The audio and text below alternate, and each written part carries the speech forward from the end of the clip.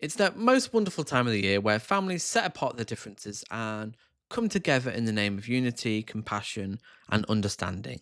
And I'm going to give you a few tips on how the reactionary forces, right wing people in your life, may undermine that, and how to survive and negotiate reform voters, conservative voters, and people who seek to disrupt your family fun day. Let's get straight into it. So, first of all, you want to set boundaries and just make it clear. So, when Uncle Albert arrives with his six-pack of Stella, just say, no politics today. We're going to have fun. We're going to have some nice food.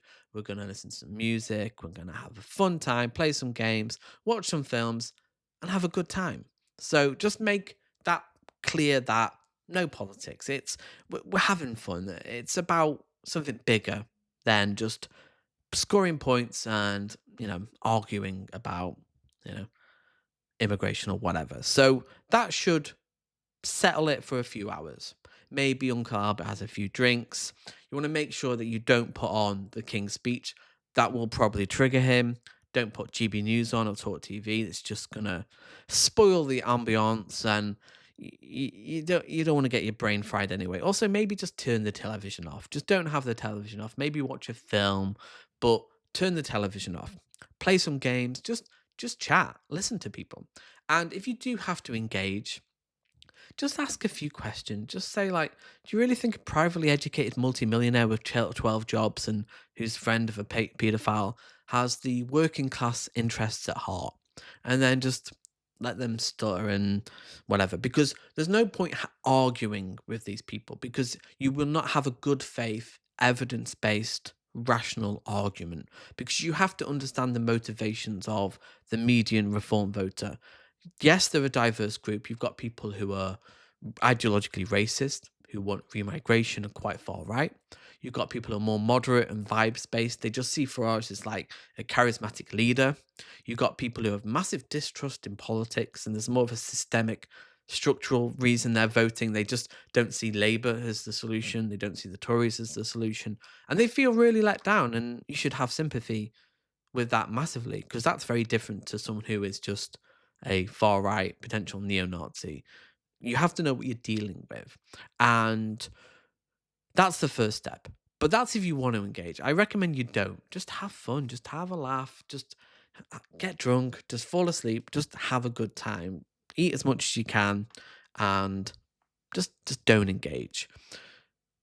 Again, if he starts bringing stuff up, if he saw, if he's, someone, your niece gets a or nephew gets a little small boat for Christmas, and he gets triggered by that, just calm down, just calm down. Make a joke about it. Humor is the best antidote to far right politics, because inherently it's not serious. They're not interested in policy solutions. It's all grievance politics. It's all psychosexual insecurities projected outwards. Often self hatred, often psychological rejection of issues, or psychological issues they've not reconciled that they project out, and it comes out in their politics. And you have sympathy with this, but also you need to understand that a lot of reform and its ideological, like, axiomatic values aren't based in like making people's lives better. We see this with Trump. Look at all the stuff he promised, like cost of living. He's gonna make America great again. He's gonna bring back industry. He's gonna, bring back unity. Has he done any of that? No. He's not bringing back industry jobs. He's not reducing the cost of living. Inflation's gone up. Tariffs have made things more expensive. He's deporting people, but nowhere near enough as his base wanted. And also, now they're more pro immigration than they've been in years. So, people, again, it's that thermostatic notion of politics that people, when there's high immigration, people don't want immigration. When there's low immigration, they want high immigration. So you've got to meet people where they are. And again, a lot of it is grievance. Like, a lot of politics from Reform and MAGA isn't about policy decisions that will improve the working class people's lives. It's about harming the other. It's about harming brown people. It's about harming trans people. It's about harming liberals or wokies. It's about owning people. It's literally political point scoring. And I guarantee if Keir Starmer reduced immigration down to the tens of thousands, which is very unlikely, but if he did that, would Reform be appeased by that? Would they be satiated by that? No, they wouldn't. They'd either question the statistics or they'll just be like, well, no, it's not enough. Or they'll move on to another scapegoat. It'll be trans people. It'll be leftists. It'll be so-called communists. Keir Starmer is a communist, apparently. So they need a constant enemy. It's a perpetual war, a perpetual fight for the Western values, the nation, the ethnicity, the English people. That's what it's about. It's pure grievance. They just need an enemy. It's an us versus them dynamic. And by Keir Starmer buying into it, completely misunderstands what reform are about. So understand that people in your life, I see it as a cult. MAGA is a cult. Reform is a cult. And just imagine if your auntie or uncle or sister or brother fell into a cult, like a religious cult or an alien cult or whatever. You'd be genuinely sympathetic to that, wouldn't you? And I think that's how we should frame it. These people have been groomed into a cult. They've been drip fed misinformation for the last 5, 10 years plus. Constant immigration bashing.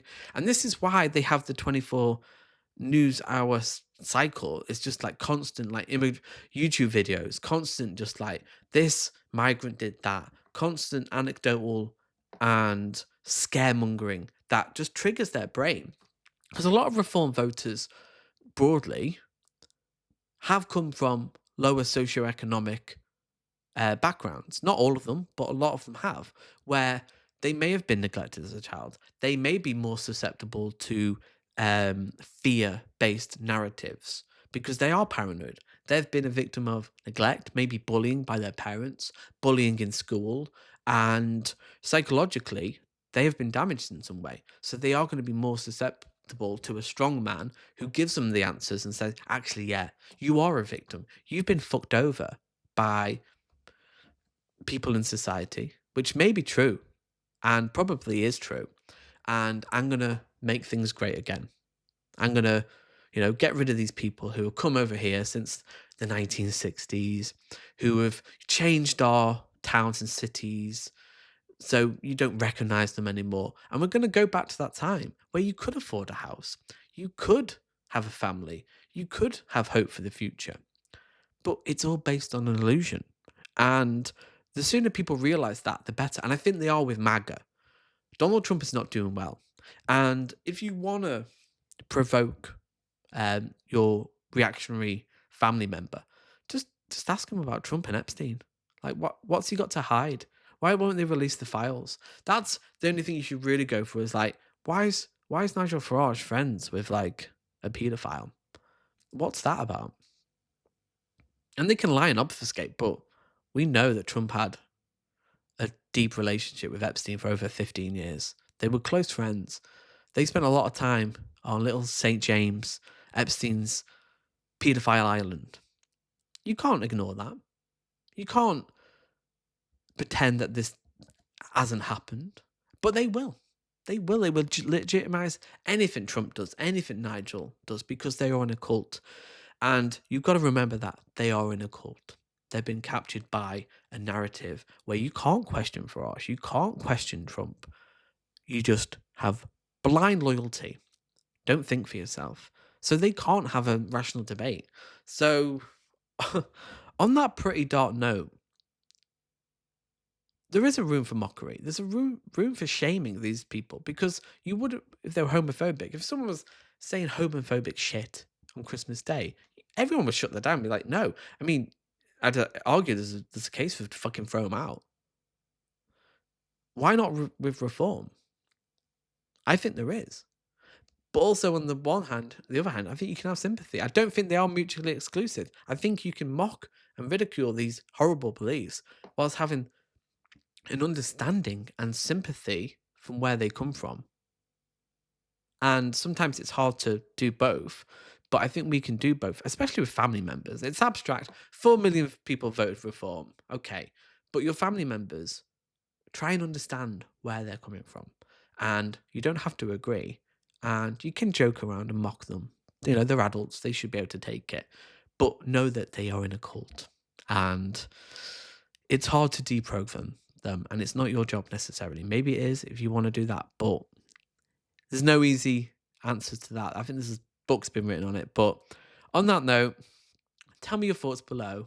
Tell me your experiences. Like, how do you deal with reform voters or conservatives or racist, homophobic, misogynistic family members? Do you mock them? Do you have a laugh with them? Do you try and meet them where they are? How do you approach it? Tell me below, and I'll see you in the next video.